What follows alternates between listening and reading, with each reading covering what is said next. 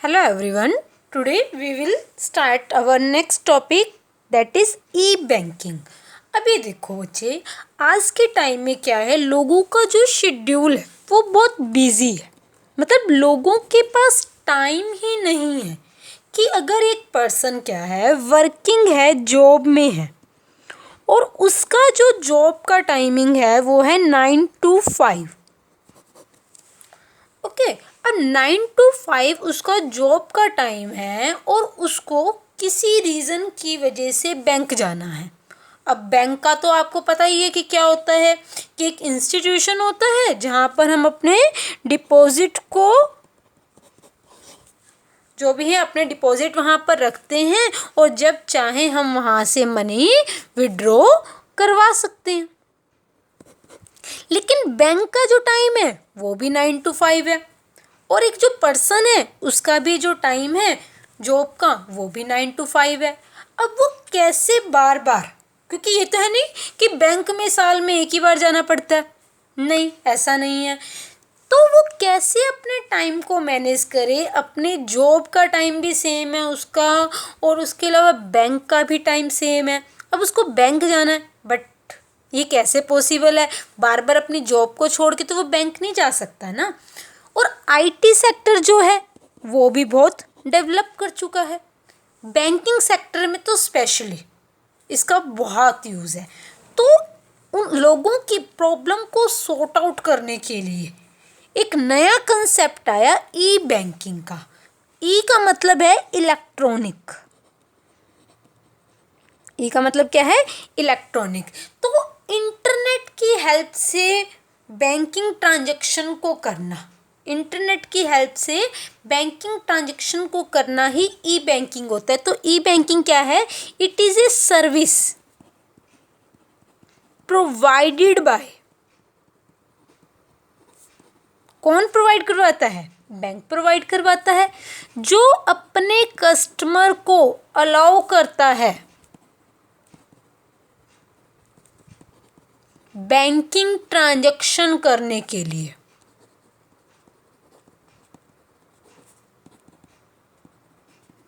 कि ई बैंकिंग क्या होती है, एक सर्विस होती है जो बैंक अलाउ करता है अपने कस्टमर को कि तुम बैंकिंग ट्रांजैक्शन कर सकते हो।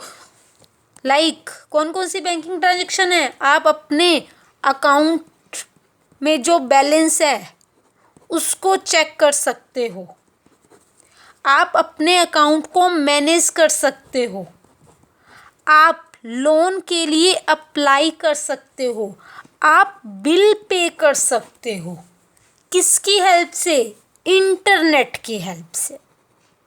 कि अगर आपके पास पीसी है, मतलब पर्सनल कंप्यूटर, या फिर आपके पास मोबाइल है, अगर आपके पास कंप्यूटर है या फिर आपके पास मोबाइल फ़ोन है और उसके साथ आपके पास इंटरनेट कनेक्शन है, तो आप घर बैठे ही किसी भी टाइम बैंक की इन सर्विसेज का बेनिफिट ले सकते हो। आप घर बैठे ही अपना अकाउंट बैलेंस चेक कर सकते हो, आप कोई बिल पे कर सकते हो, आप लोन की पेमेंट कर सकते हो, आप लोन के लिए अप्लाई कर सकते हो, इवन आप घर बैठे बैठे अपना अकाउंट भी ओपन करवा सकते हो। जैसे कोटक महिंद्रा बैंक है, ये आपको फैसिलिटी देता है।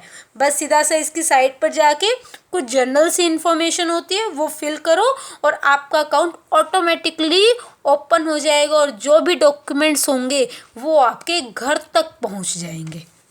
तो ई बैंकिंग का स्कोप बहुत बढ़ रहा है, यानी कि बैंकिंग की जो भी सर्विसेज हैं उसको इंटरनेट की हेल्प से, इंटरनेट की वजह से उन बैंकिंग सर्विसेज का बेनिफिट उठाना, दैट इज़ ई बैंकिंग। यानी कि जो भी बैंक से रिलेटेड ट्रांजैक्शन है जब वो इंटरनेट के थ्रू होती है तो वो क्या बन जाता है, ई बैंकिंग। क्या है, जो डीमोनेटाइजेशन आया था, कब आया था, ध्यान है, 8 नवंबर 2016। इसके बाद तो ई बैंकिंग का जो स्कोप था वो बहुत ज़्यादा बढ़ गया। क्योंकि क्या था, स्टार्टिंग में जिस टाइम ये ई बैंकिंग का कंसेप्ट आया था ना, उस टाइम लोगों को उस पर ना ट्रस्ट नहीं था। लोग ये सोचते थे कहीं हमारे अकाउंट में से ज़्यादा पैसे ना कट जाए, कहीं कोई फ्रॉड ना हो जाए। लेकिन डीमोनेटाइजेशन के बाद, क्योंकि कैशलेस इकोनॉमी हो गई थी, डिजिटल पेमेंट होने लग गई थी, हम एक अकाउंट से दूसरे अकाउंट में मनी ट्रांसफ़र कर सकते हैं सेकंड्स में, हमें बैंक में जाने की भी नीड नहीं है इवन। तो लोग ज़्यादा से ज़्यादा क्या करने लगे, ई बैंकिंग को यूज़ करने लगे, इंटरनेट की हेल्प से ये ट्रांजेक्शन करने लग गए। जैसे गूगल पे आप लोगों ने सुन रखा होगा, पेटीएम सुना होगा, यूज़ भी करते होगे, फ़ोन पे हो गया। तो ये क्या है, इंटरनेट के, आपके पास क्या होना चाहिए, आपके पास एक फ़ोन है, इंटरनेट कनेक्शन है, आप इन चीज़ों को यूज़ कर रहे हो, जो फंड्स हैं, पैसे हैं, वो एक अकाउंट से दूसरे अकाउंट में ट्रांसफ़र कर रहे हो। आप क्या है, बिल की पेमेंट कर रहे हो, कोई लाइफ इंश्योरेंस का प्रीमियम है, आप वो पे कर सकते हो, मोबाइल रिचार्ज करवा सकते हो। इसके अलावा जो भी इलेक्ट्रिसिटी बिल होता है आप वो पे कर सकते हो। आपके अकाउंट में एक टाइम पे पैसे नहीं है, आप अपने किसी फ्रेंड से ले सकते हो, आपका फ्रेंड उसी मीडिया के थ्रू आपके अकाउंट में डाल देगा। तो ये सब चीज़ें क्या है, हमारी लाइफ को बहुत ईजी बना रही है। मतलब कुछ ही सेकंड्स में हमें घर बैठे बैठे हमारा काम हो जाता है, और हमें घंटों, इतनी लंबी लंबी जो लाइंस होती थी बैंक में, पहले कभी आप बैंक में जाते थे ना, तो कितनी लंबी लाइन होती थी, आपको बहुत वेट करना पड़ता था ट्रांजैक्शन करने के लिए, आपने डिपॉजिट करवाने हैं या विड्रॉ करवाने हैं। लेकिन ई बैंकिंग की हेल्प से क्या हो गया, जो बैंक है उसका वर्कलोड भी कम हो गया, और कस्टमर है उसका भी जो है टाइम बच गया, क्योंकि उसे अब इतनी लंबी लाइन में खड़े होने की नीड नहीं होती। एटीएम, उसके बारे में तो आपने सुन ही रखा होगा, क्या होता है, ऑटोमेटेड, ध्यान रखना, ऑटोमेटिक नहीं होता, ऑटोमेटेड टेलर मशीन की एक मशीन होती है। उसके अंदर क्या होता है, बैंक ने मनी डाल रखी होती है, आपको जो कार्ड है उसके बीच में डालना होता है और पिन नंबर प्रेस करना होता है, जितना अमाउंट आपको चाहिए वो अमाउंट आप विड्रॉ करवा सकते हो। आपको अगर बैलेंस चेक करना है वो ऑप्शन भी होता है, आप अपने बैलेंस को चेक कर सकते हो। इवन अब तो एटीएम में डिपॉजिट का ऑप्शन भी है, आप अगर बैंक में डिपॉजिट करवाना चाहते हो मनी, मतलब आपके पास कैश है, यहाँ तो क्या एक अकाउंट से दूसरे अकाउंट में ट्रांसफ़र हो रहा है, आपके पास कैश है और आपने अपने अकाउंट में डलवानी है मनी, तो आपको लगा कि बैंक में बहुत लंबी लाइन है, तो आप एटीएम पर जाकर भी मनी को डिपॉजिट करवा सकते हैं। मशीन के बीच में जो भी है अपना कैश है वो डालो, एंटर करो कितना अमाउंट है, पिन नंबर, और वो मनी क्या हो जाएगी, बैंक में डिपॉजिट हो जाएगी। ठीक है। और उसके अलावा एक आता है POS, ये थोड़ा सा नया है, पॉइंट ऑफ सेल। ये आफ्टर डीमोनेटाइजेशन काफ़ी यूज़ हुआ था, क्योंकि क्या था, लोगों के पास कैश था नहीं, कैश इतना चल नहीं रहा था, पुरानी करेंसी लोग ले नहीं रहे थे, तो उस टाइम पे पॉइंट ऑफ सेल का एक ऑप्शन काफ़ी फेमस हो गया, जिसमें क्या है कि अगर मान लो एक पर्सन किसी शॉप पर जाता है और उसे कुछ परचेज़ करना होता है, तो वो कहता है कि आपके पास मशीन है, मेरे पास कैश नहीं है, क्या आप कार्ड को एक्सेप्ट करोगे? तो शॉपकीपर कहता है यस, हम कार्ड को एक्सेप्ट करेंगे।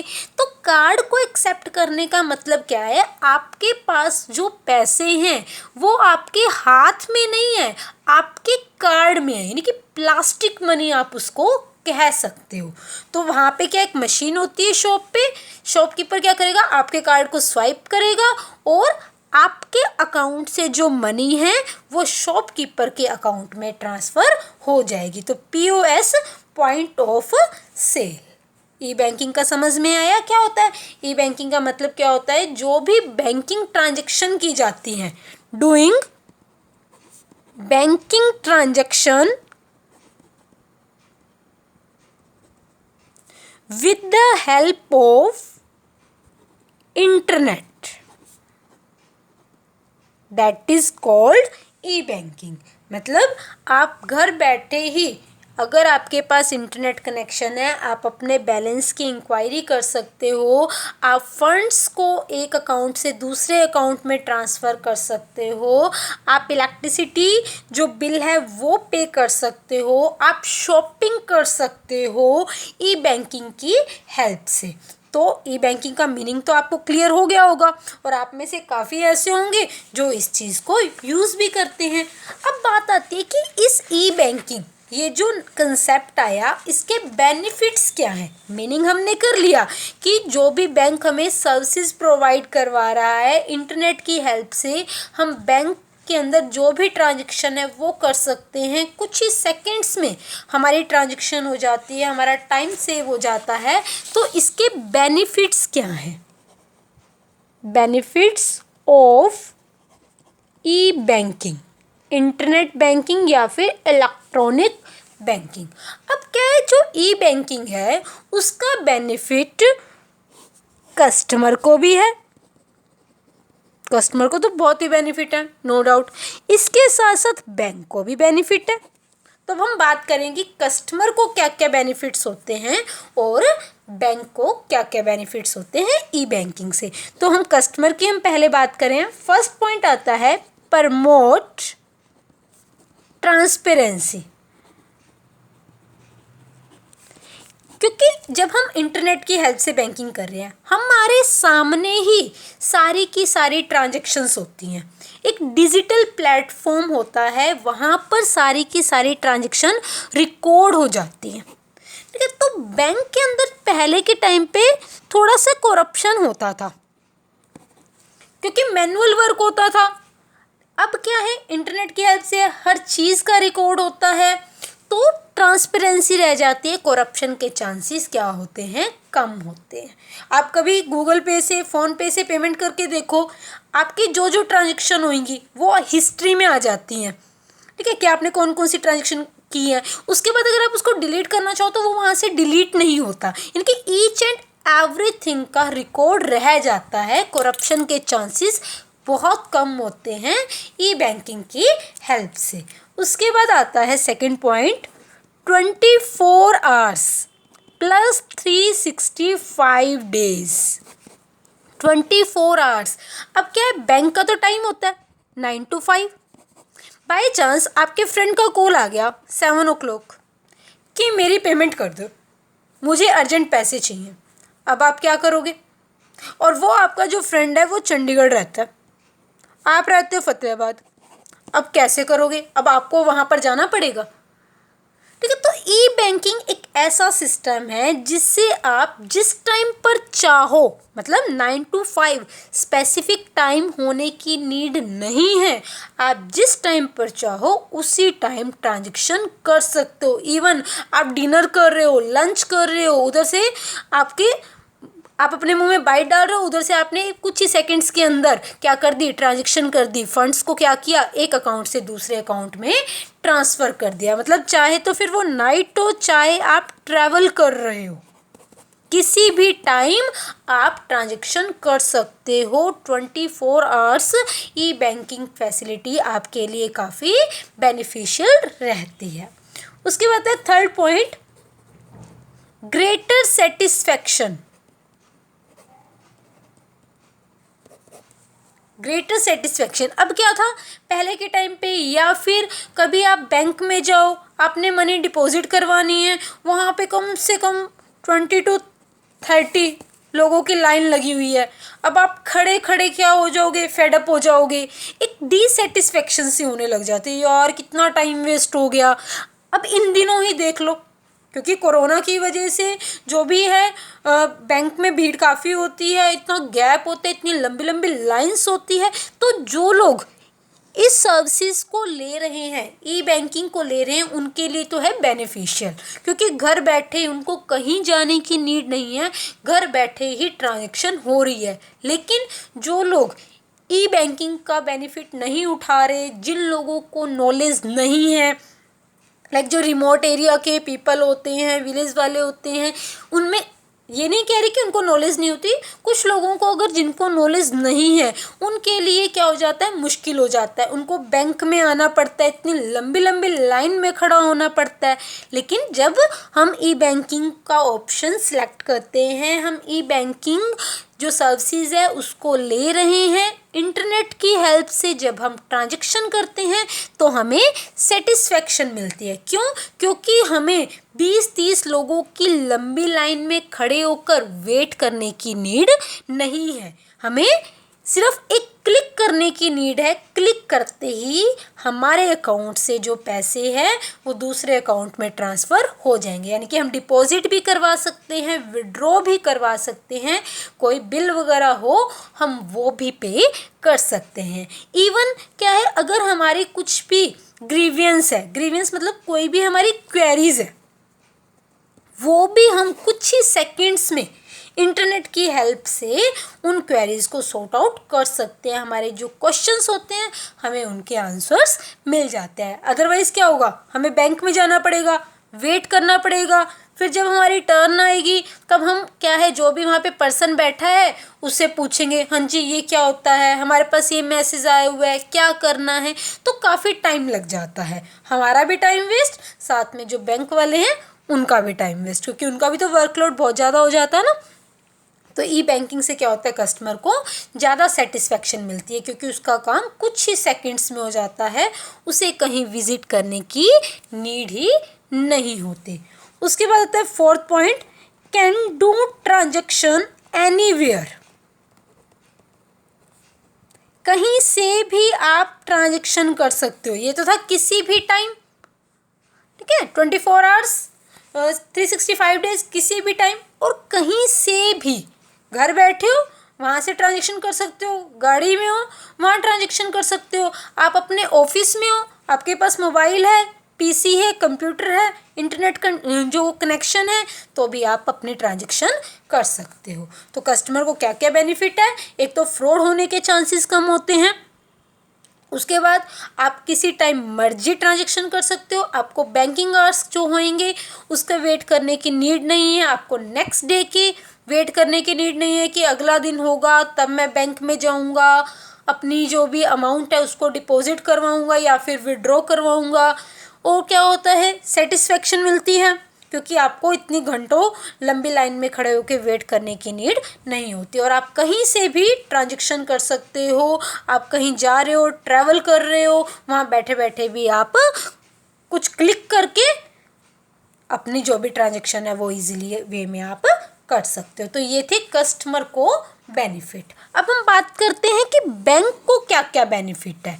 फर्स्ट आ जाता है लेस मैनुअल वर्क,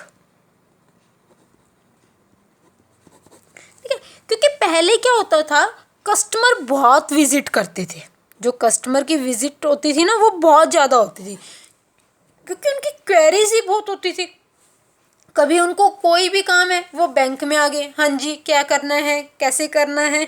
लेकिन ई बैंकिंग की हेल्प से जो कस्टमर है उसके जो क्वेरीज हैं वो सेकंड्स में ही फ़ोन पर सॉल्व हो जाती है।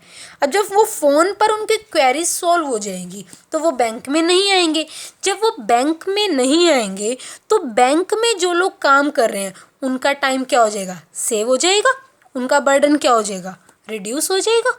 तो बैंक को क्या फ़ायदा है, उनका जो मैनुअल वर्क हो जाता है वो थोड़ा सा कम हो जाता है, क्योंकि जो कस्टमर है वो बहुत कम विजिट करते हैं। पहले के टाइम में तो बहुत ज़्यादा लंबी लाइन होती थी, लेकिन जब से ई बैंकिंग का कंसेप्ट आया है बैंक में जो भीड़ है कम होने लगी है, क्योंकि लोग इसकी तरफ ज़्यादा बढ़ रहे हैं, लोगों का ट्रस्ट जो है वो बनता जा रहा है। उसके बाद आता है सेकंड पॉइंट, अनलिमिटेड नेटवर्क। ठीक है, पहले क्या होता था, मान लो एक बैंक है XYZ, इसकी ब्रांचेज हैं, यहाँ पे है, यहाँ पे है, यहाँ पे है, यहाँ पे है। अब क्या होता था, एक ब्रांच को दूसरी ब्रांच में जाना पड़ता था, कोई भी काम होता था, किसी भी कस्टमर की कोई भी उन्होंने इन्फॉर्मेशन लेनी है तो एक ब्रांच से दूसरे ब्रांच में उनको ट्रैवल करना पड़ता था, विजिट करना पड़ता था। लेकिन अब एक क्लिक करते ही एक क्लिक करते ही जो वो कस्टमर है उसकी सारी की सारी इन्फॉर्मेशन आपको अपने कंप्यूटर पे मिल जाएगी। मतलब अगर ये ब्रांच है, ये कस्टमर है, इसकी नॉलेज चाहती है तो वो क्या क्लिक करेगी और इस ब्रांच से नॉलेज इस ब्रांच में आ जाएगी कंप्यूटर पे। उसके बाद आता है हमारा third point, competitive advantage. Competitive advantage, अब क्या होता है, कई बैंक जो होते हैं लोकेशन की वजह से, जो बता देते हैं,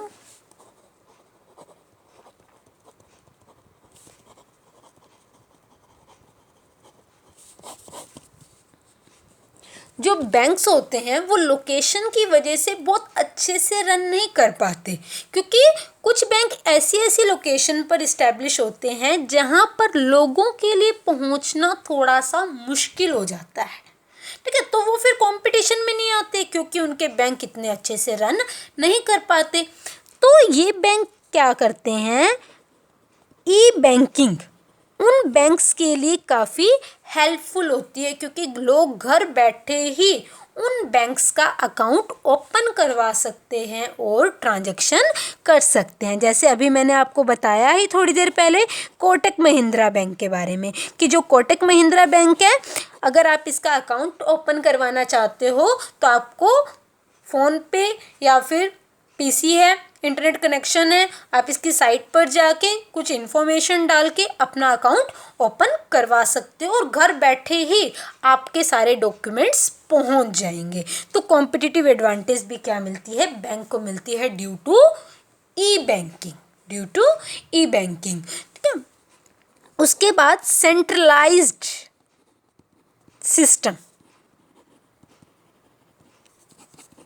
कि क्या है, सारे के सारे लोगों का जो रिकॉर्ड होता है, हमने किसी से भी कोई भी इंफॉर्मेशन किसी भी पर्सन की निकालनी है तो एक ही क्लिक से हमें सारी की सारी इंफॉर्मेशन मिल जाती है उस कस्टमर की। यानी कि बैंक को बहुत फ़ायदा होता है, लोगों का जो वर्कलोड होता है, बैंक वालों को जो वर्कलोड होता है वो बहुत कम हो जाता है, बैंक बहुत अच्छे से रन कर सकता है, उसका टाइम काफ़ी सेव हो जाता है।